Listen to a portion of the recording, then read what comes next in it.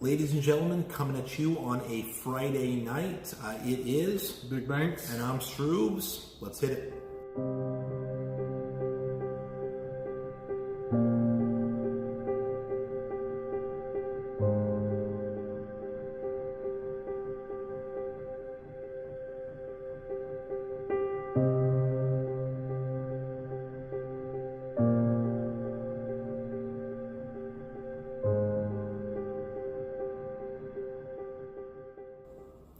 So some tragic news out of the Southern Hemisphere, out of the country of New Zealand.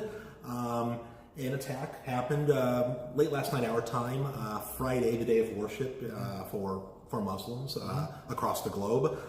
A killer, a gunman, who had some nasty items in a manifesto, 70-odd pages of some pretty intense writings of his philosophy. Stormed two mosques, minutes apart or within the span of about half an hour. The total number of killed, 49 in those two mosques. At least 3 or 4 arrests for perpetrators.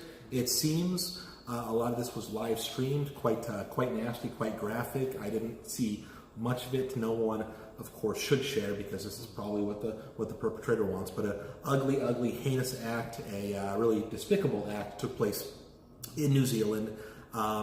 And what you have, of course, we're not going to jump into the or make any suppositions, or we're not going to kind of act like we know really what's going on. In the next couple of hours, it looks like the lead suspect will have his appearance in court, and will plead guilty, not guilty, presumably guilty. But brings up larger questions like we discuss all the time, the role of the media instantaneously before we even had the facts on the ground, before we even knew what was going on. What did the mainstream, lamestream media try to do? Of course, they tried to attack this onto Trump. Trump is to blame. These other right-leaning personalities are to blame, and it seems like it's the same song and dance all the time. It seemed like it happened back in October, I believe, in Pittsburgh with the synagogue shooting. Of course, Trump's statements were not great in 2017 in Charlottesville. He probably could have done a little more at the time, but now, based on that Charlottesville, the lackluster Charlottesville response, it seems like that's now stuck with Trump the entire time for both Pittsburgh and now in a foreign country. I don't know how this is. Folks like Don Lemon, well, let's see this today on Don Lemon's show. Here's what some CNN political analysts had to say. Analysts, and I want to play a clip, Laura. This is the exchange the president had in the Oval Office with a reporter on the increase of white supremacy, white nationalism, and the fear of more terrorism. Listen to this. We see today white nationalism as a rising threat around the world. I don't really. I think it's a small group of people that have very, very serious problems. I guess if you look at what happened in New Zealand, perhaps that's a case. I don't know enough about it yet. They're just learning about the person and the people involved.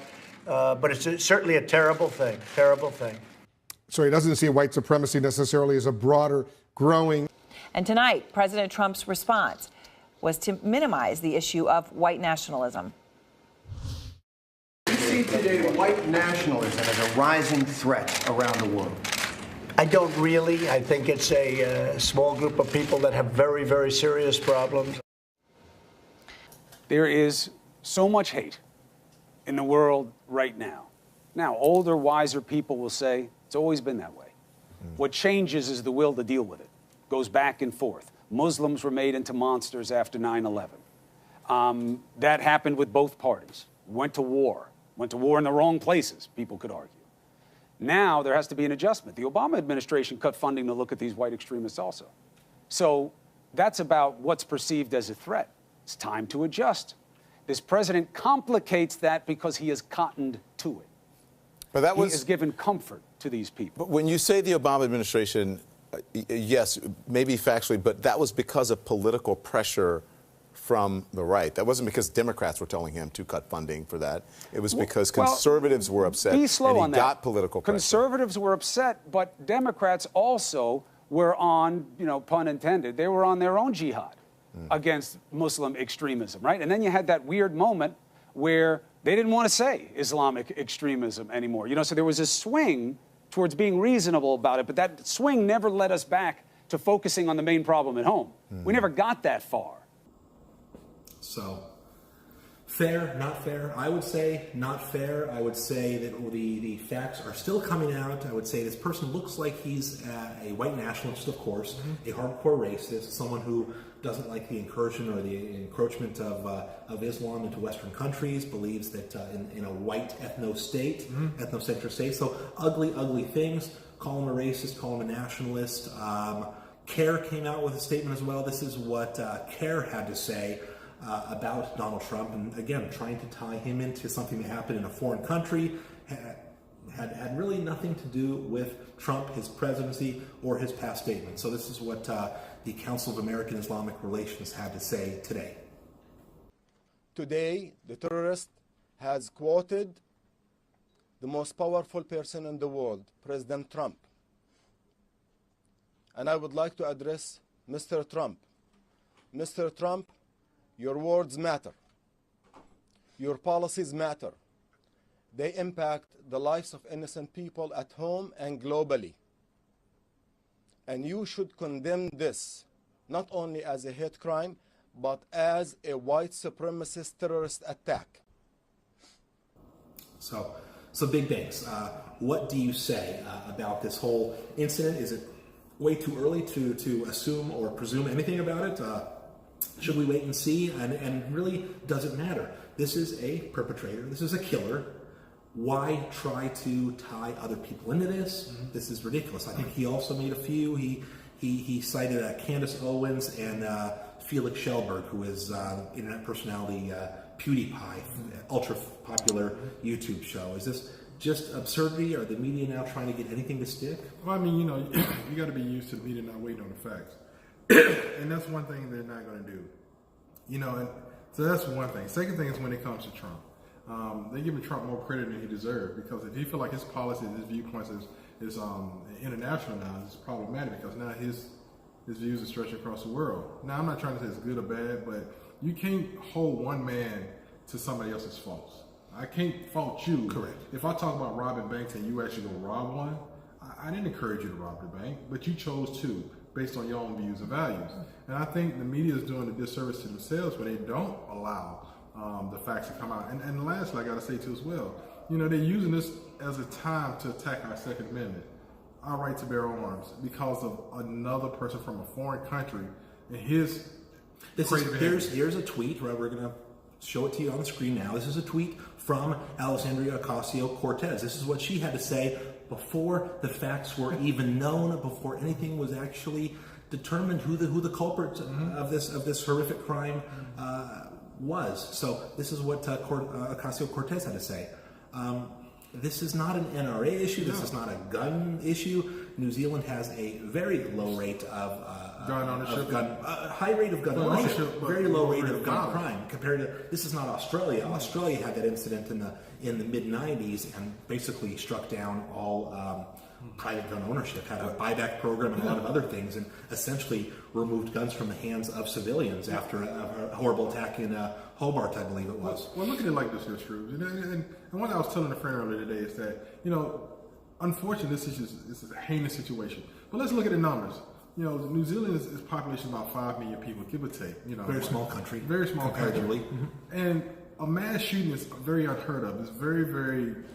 It's rare everywhere. It's rare in this country as well. Yeah, gun violence in this country, in the United States, is in decline since the 70s and 80s. So 49 people being shot, regardless, I understand there's 49 deaths, and I'm not trying to horrible. It's absolutely horrible. We're not making light of it. But when you look at the numbers, I mean, they haven't really done well when it comes to controlling the population, gun violence, and situations. This is just a lone wolf who just chose to do something different. Unless we have a lone wolf with some, it looks like some help.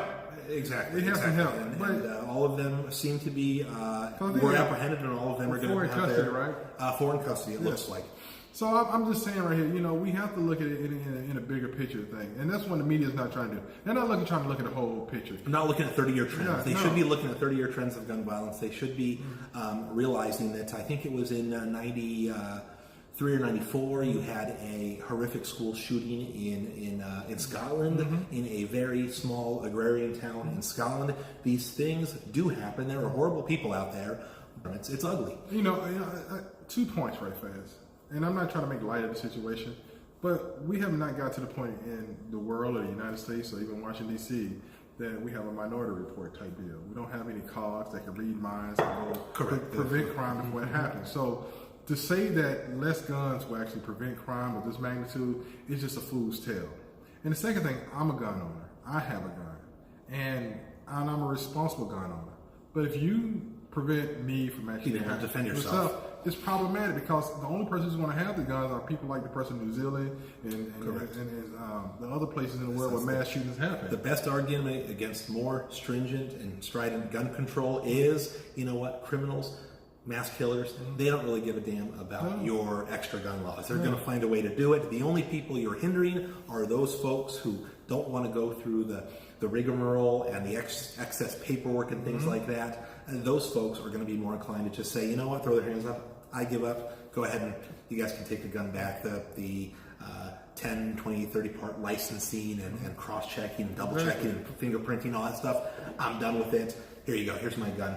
So, we'll still follow the New Zealand situation. It's very preliminary. It happened, as of now, it happened less than 24 hours ago, so we don't want to throw anything unknowns, or there are some X factors that will probably come to light over the course of the next day or two, throughout the weekend at least. So we will keep following that story as the details come in. So thank you very much again, folks, for joining us. Like, subscribe, view, tell your friends. Appreciate it. Peace. Peace.